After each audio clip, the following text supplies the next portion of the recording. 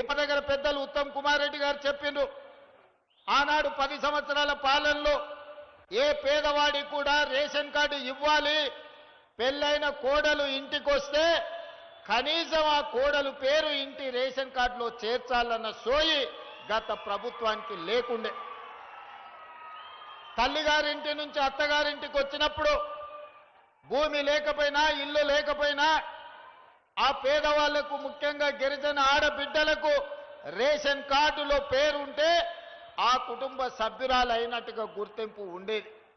కానీ ఆనాటి ప్రభుత్వం 10 సంవత్సరాలు ప్రజలు చెప్పులు అరిగేలా తిరిగినా పేదలకు రేషన్ కార్డు ఇవ్వాలన్న ఆలోచన చేయలేదు.